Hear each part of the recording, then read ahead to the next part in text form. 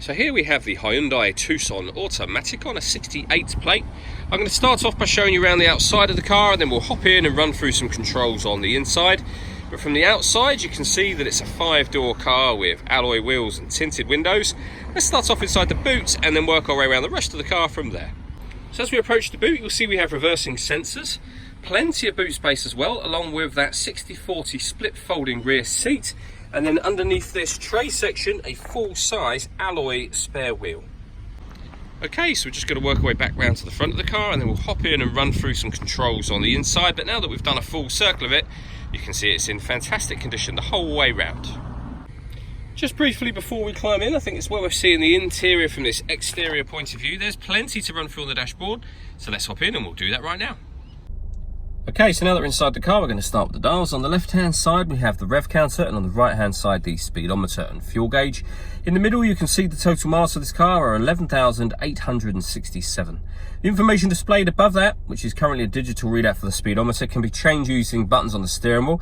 So you've got various bits of different trip computer information, but there are other menus available as well, including satellite navigation, various vehicle systems, audio, user settings, and then back round to the beginning again.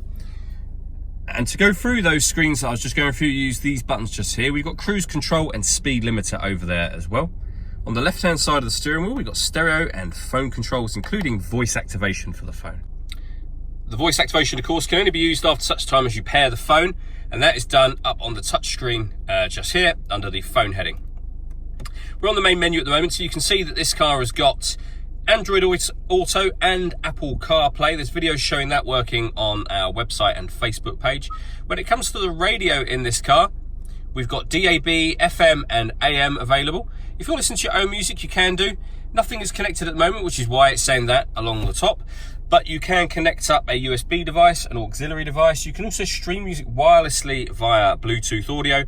And we have Apple CarPlay or Android Auto, as I mentioned already. If we go back to the home screen, this car has also got satellite navigation. There's a full video showing that working on both our website and Facebook page, and it has a full colour reversing camera with guidelines showing you what direction the car is headed in relation to the image that you see on the screen. Working our way down from that, we have dual zone climate control, so you can adjust the passenger and driver temperatures, the fan speed from here. You can determine where you'd like the air to be distributed. That button turns the air conditioning off or back on again. Or you can hit auto and the car will now take control of the fan speed in order that it maintains the temperatures that you've asked for. You can hear it doing that now. You can override that at any point in time you wish to. We've also got a heated driver and passenger seat, both with 3 different heat settings each. 2 12-volt charging sockets, as well as the auxiliary and USB inputs that I mentioned a moment ago. The gear lever for the fully automatic gearbox. And then to the right hand side of that, these buttons just here. So this one turns off the parking sensors.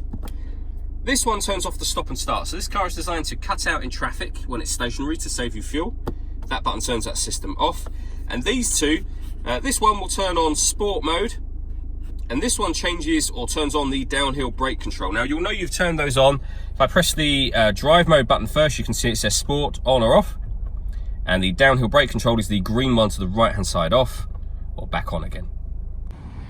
All that leaves me to say is thank you for taking the time to watch this video. If you'd like to come and see the car in person and have a test drive, please feel free to call any of our MJA sites. We'd love to hear from you soon.